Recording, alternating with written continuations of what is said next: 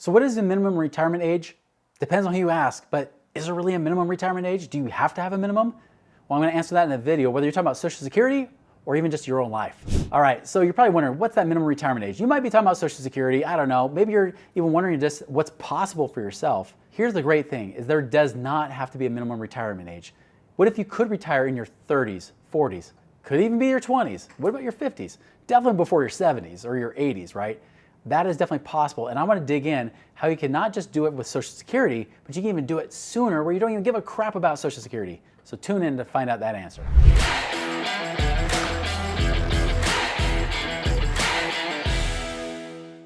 All right, so I mentioned Social Security. Let's just talk about that. If you're looking for the minimum retirement age of Social Security, it's 62 years old, right?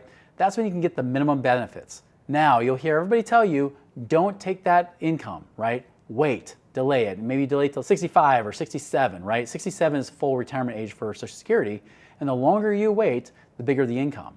Now, depending on your situation, you might want to take it sooner than later because, well, one, unfortunately, we don't have a crystal ball. We don't know how long you're going to live. Sometimes taking it sooner could be a better option rather than waiting and never taking it because you, unfortunately, hopefully not, pass away too early before you even get to enjoy it. And that's the thing. I don't believe in waiting for Social Security. Even though that is an option, just so you know, yes, 62 is the minimum, but you could delay it. But what if? What if you didn't have to take it? What if you could wait a little time? What if you could wait longer? Maybe you didn't have to wait till 62.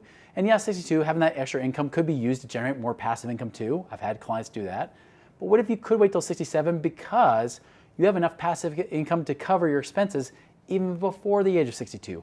What if you could retire in your 50s or your 40s or even earlier? And by the way, it's not by using the traditional retirement plans of 401ks and IRAs because guess what? They also want to push you off until at least age 59 and a half before you touch it. So you're waiting until your 60s again to wait for it. Do you want to keep delaying until your 60s or do you want that life of freedom possible today? That's what I want to kind of focus more on this conversation because let's be honest, minimum retirement age for Social Security, 62, period, done, that's it. So like I mentioned, most retirement plans, they usually make you wait till you're 59 and a half. For example, if you have 401ks or IRAs, those will say if you try to pull the money out before age 59 and a half, there will be a 10% penalty and then you get taxed. Because remember, if you use the 401k or an IRA, you put it in with pre-tax dollars. They haven't been taxed yet. This is one big myth about 401ks and IRAs. People say, oh, there's tax advantages.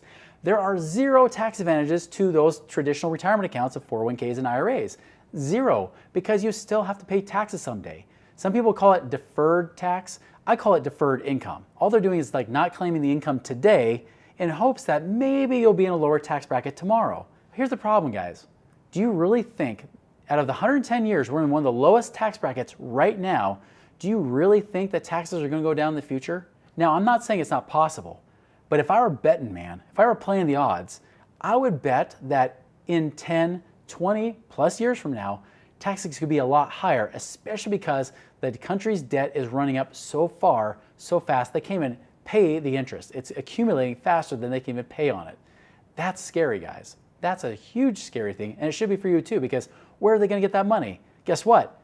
Your retirement plan, because they're going to do that. Now, you might think the answer is then do a Roth IRA. You say, hey, I'd rather be taxed on the seed than on the harvest, right? So I'd rather just put that money in with after-tax dollars, grows tax-free, comes out tax-free. And that's great. That's true. But guys, do you realize on Capitol Hill that after you had people that were putting their company shares inside of a Roth IRA, grew it to over $2 billion, right? We actually did have that happen with a rich person recently. And now politicians are saying, we can't let rich people get away with this. This Roth IRA is meant for poor middle-class people. That's why you can only put in $6,000 a year because you're never going to find any freedom with that, right? But hey, this person built it up in their business to be a couple $2 billion. We should tax those people. Well, the question is that because remember, any retirement plan like 401ks, IRAs, even Roth IRAs, any of those qualified retirement plans are owned and controlled by the government. The government is the primary owner. You are just the benefactor. Look it up, guys. You are actually the benefactor of your plan. I've had people try to argue with me on this. They're like, that's not true. I own my 401k. Read again. Read the fine print. You are the benefactor. This is why the government can change the rules. They can say, no, it's not 59 and a half anymore. We're going to make it 62 and a half. You're going to have to wait till you're 62 before you can touch this money without a penalty. Why? Because we just want to get a little bit more money. Do you know this has already happened in France? France had already had this problem. They just told them that the retirement age got bumped up to age 65, and everybody got pissed. Everybody's like, wait a minute, I was 64, or not 64, or whatever the age was, like 61 before. I was supposed to retire at 62, and I have to wait till 65? This isn't fair, right? Well, that's what happens when the governments don't know how to take care of themselves. And let's be honest, governments don't know how to spend money right, which is why they keep going broke. If they were actually real people, they'd be in jail right now from all the bad financial transactions they've done in our lives.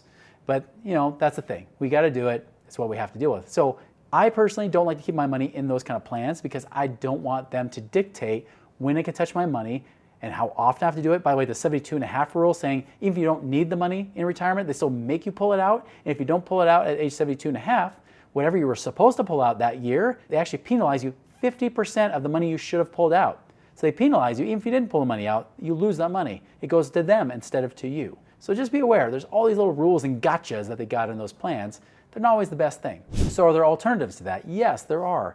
For example, we talk about infinite banking on this quite a bit. Whole life insurance, specifically using that vehicle. There is no age minimum on that. You can literally retire using whole life. Give you an example. I had a client where he said, here's my plan till 2029. Here it is. I've listed it out. I'm planning on buying 1 or 2 properties each year. So he was saving up money instead of putting in a 401k plan to go and buy and put down payments on these properties. He was also taking the cash flow from the properties he already invested and using that money to buy more properties too. He was also buying into a whole life plan, putting in about $15,000 a year. So he's doing that along with the properties side by side. Now, when I looked at the numbers, I saw his properties because I was just focusing on that. His passive income, his goal was $5,000 a month by the year 2029, which by the way, he would be in his 30s, his early 30s in the year 2029. But I saw the income there. I was like, oh, well, that's about $4,500 a month. You're short $500. He says, no, I'm not, Chris, because look, the whole life plan. I can take $950 a month out of that plan and not run out of money. Now, I thought, because he would only have that plan for about 8 years by that point. He was one of our clients on the infinite banking side. I said, is it really that much? I looked, and guys, I ran the numbers, and he was right. It was $950 a month. He could run it out for decades and not run out of money. And that's, by the way, with more certainty. This is not like financial advisors that say, oh, you can run it out as long as the market never goes down, which obviously it does, right? It wasn't like that. It was like, hey, based on even this low rate of return, you could still pull out almost $12,000 a year on top of the $4,500 a month he was taking from his real estate. He was able to hit his goal by 2029 just by buying those properties.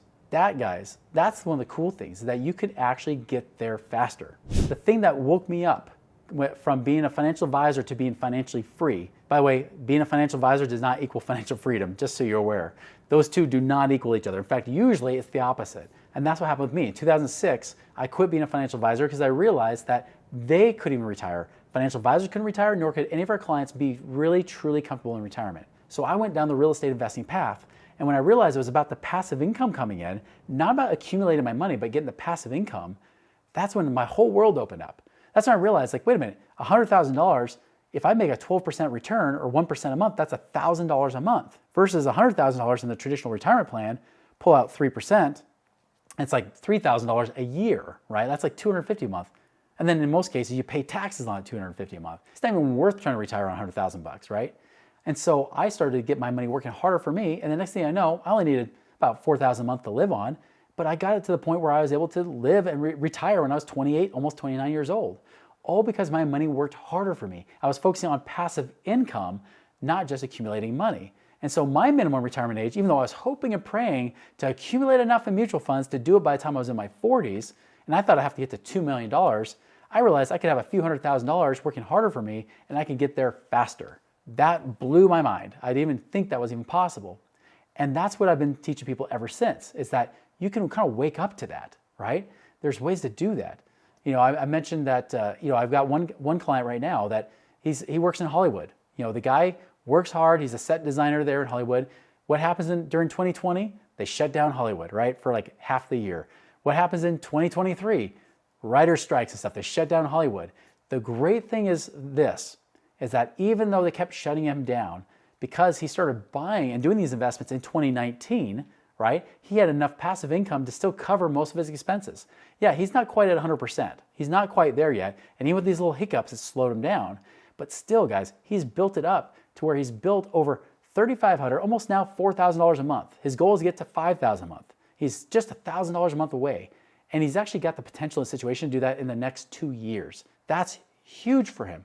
And on top of that, guys, you know what's even cooler? He says, Chris, I just looked at my net worth, and my net worth just gained over $660,000 in just the last 5 years, just because I was buying not just cash flowing assets, but cash flowing assets that actually grow and accumulate and compound, because it's backed by real estate. It wasn't just backed on stocks. By the way, if he kept his money in the stock market, he probably would have had about $500,000 today. But that $500,000, once again, at 3% would only give him $15,000 a year.